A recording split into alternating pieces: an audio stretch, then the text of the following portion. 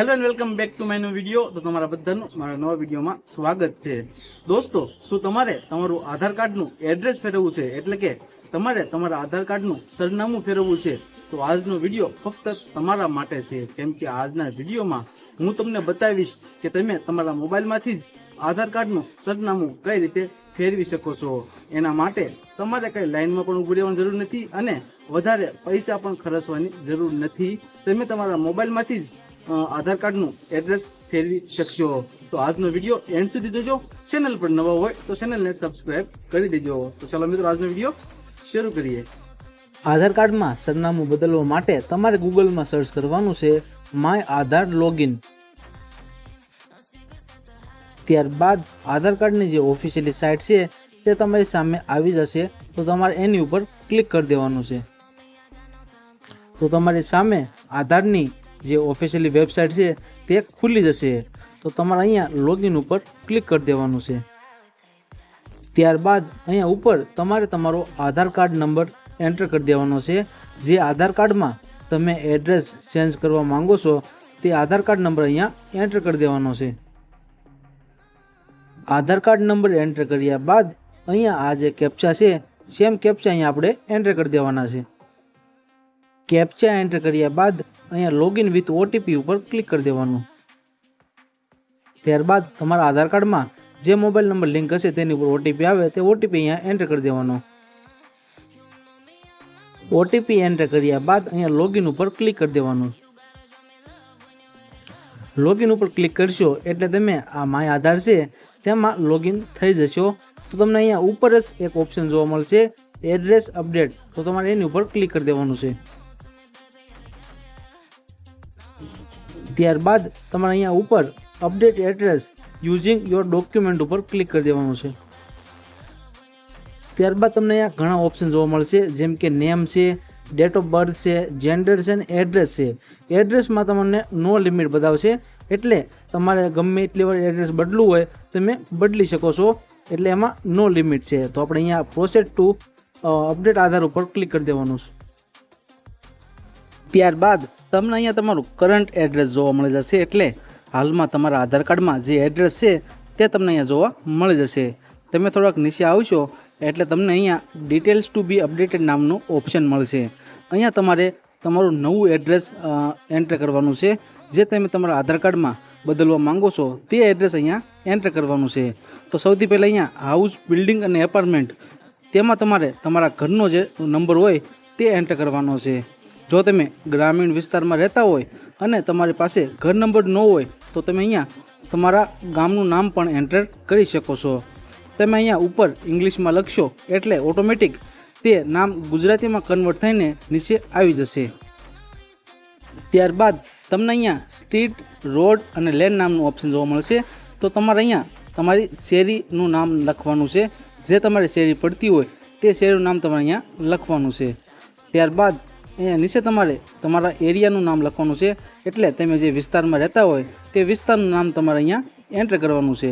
તે પણ તમે ઉપર ઇંગ્લિશમાં લખશો એટલે ઓટોમેટિક તે ગુજરાતીમાં આવી જશે। અમુક વાર ગુજરાતીમાં બરોબર ન આવે તો તમે અહીંયા સુધારી પણ શકો છો। ત્યારબાદ તમને અહીંયા લેન્ડમાર્કનું ઓપ્શન જોવા મળશે। તો તમારા ઘર આજુબાજુ કોઈ એવું ફેમસ પ્લેસ હોય, જેમ કે મંદિર છે, સ્કૂલ છે, તો તમે તેનું નામ અહીંયા એન્ટર કરી શકો છો। જો ન હોય તો તમે ખાલી પણ છોડી શકો છો, એમાં કાંઈ તમને વાંધો નહીં આવે। ત્યારબાદ અહીંયા તમારે તમારો પિનકોડ નંબર એન્ટર કરી દેવાનો છે।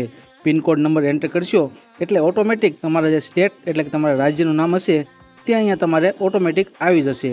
ત્યારબાદ અહીંયા નીચે તમારે તમારી ડિસ્ટ્રિક્ટ સિલેક્ટ કરી લેવાની છે, એટલે તમારો જે જિલ્લો હોય તમારે સિલેક્ટ કરી લેવાનો છે। ત્યારબાદ અહીંયા વિલેજમાં તમારે તમારા ગામનું નામ સિલેક્ટ કરી લેવાનું છે, જે તમારું ગામ હોય તે તમારે સિલેક્ટ કરી લેવાનું છે। ત્યારબાદ અહીંયા પોસ્ટ ઓફિસમાં તમારા ગામનું નામ આવી જશે। ત્યારબાદ તમારે તમારું એક ડોક્યુમેન્ટ અપલોડ કરવાનું રહેશે। તો અહીંયા મેન્યુઅલ અપલોડ ઉપર ક્લિક કરવાનું છે અને અહીંયા તમારે એક તમારું ડોક્યુમેન્ટ સિલેક્ટ કરી લેવાનું છે। તમને અહીંયા ઘણા ડોક્યુમેન્ટ મળશે, જેમ કે ચૂંટણી કાર્ડ છે, પાસપોર્ટ છે, લાઇટ બિલ છે, એવા ઘણા તમને ઓપ્શન જોવા મળશે। તો તમે ગમે એક સિલેક્ટ કરી શકો છો। તો હું અત્યારે વોટર આઈડી સિલેક્ટ કરું છું, તમે પણ ગમે એ સિલેક્ટ કરી શકો છો। એક વાતનું ધ્યાન રાખવું કે તમે જે ડોક્યુમેન્ટ અપલોડ કરો છો તે એકદમ ક્લિયર હોવો જોઈએ અને જે PDF તમે અપલોડ કરો છો તે PDFમાં પાસવર્ડ ન હોવો જોઈએ.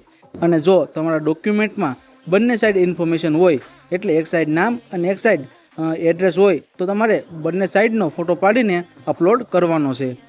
ત્યારબાદ તમારે અહીંયા સિલેક્ટ સપોર્ટિંગ ડોક્યુમેન્ટ ઉપર ક્લિક કરી દેવાનું છે. એટલે તમારે એ ડોક્યુમેન્ટ સિલેક્ટ કરી લેવાનું છે જે તમે અપલોડ કરવા માંગો છો. તો આપણું ડોક્યુમેન્ટ અહીંયા અપલોડ થઈ ગયું છે. હવે આપણે અહીંયા નેક્સ્ટ ઉપર ક્લિક કરી દેવાનું છે. નેક્સ્ટ ઉપર ક્લિક કરશો એટલે તમે જે ડિટેલ્સ એન્ટર કરી તે તમને અહીંયા જોવા મળી જશે. જો તમારે કોઈ ફેરફાર કરવો હોય તો તમે અહીંયા એડિટ ઉપર ક્લિક કરીને ફેરફાર કરી શકો છો. અને જો બધું કમ્પ્લીટ હોય તો અહીંયા તમારે ક્લિક કરીને અહીંયા નેક્સ્ટ ઉપર ક્લિક કરી દેવાનું છે.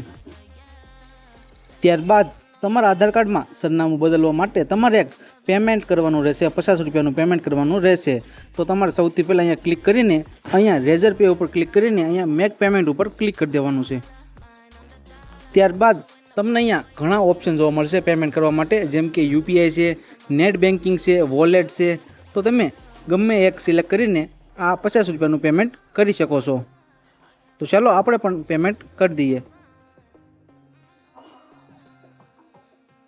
તો આપણે પેમેન્ટ કરી દીધું છે અને આપણું પેમેન્ટ સક્સેસફુલ થઈ ગયું છે. ત્યારબાદ તમે જોઈ શકો છો કે તમારા આધાર કાર્ડમાં સરનામું બદલવાની રિક્વેસ્ટ સબમિટ થઈ ગઈ છે. અહીંયા ડાઉનલોડ એક્નોલેજમેન્ટ ઉપર તમે ક્લિક કરશો એટલે તમને એક સ્લીપ જોવા મળશે. તે સ્લીપ તમે તમારી પાસે ડાઉનલોડ કરીને રાખી શકો છો. ત્યારબાદ તમે પાછા બેક આવશો અને થોડાક નીચે આવશો એટલે તમે જે રિક્વેસ્ટ સબમિટ કરી છે એનું તમને અહીંયા સ્ટેટસ જોવા મળી જશે. તો આપણા તરફથી આ રિક્વેસ્ટ સબમિટ થઈ ગઈ છે. હવે ગવર્મેન્ટ તરફથી ચકાસણી કરવામાં આવશે. તમે અપલોડ કરેલા ડોક્યુમેન્ટ અને બધી ડિટેલ્સ ઓકે હશે તો 15 થી 20 દિવસમાં તમારા આધાર કાર્ડમાં સરનામું બદલી જશે. તો આ સિમ્પલ પ્રોસેસથી તમે તમારા મોબાઈલમાંથી જ આધાર કાર્ડનું એડ્રેસ બદલી શકો છો. તો આઈ હોપ તમને આજનો વિડીયો પસંદ આવ્યો હશે. પસંદ આવ્યો હોય તો વિડીયોને એક લાઈક કરી દેજો અને આવા જ નવા વિડીયો જોવા માટે મારી ચેનલને સબસ્ક્રાઈબ કરી દેજો. મળીએ આવા જ નવા વિડીયોમાં. જય હિન્દ, વંદે માતરમ.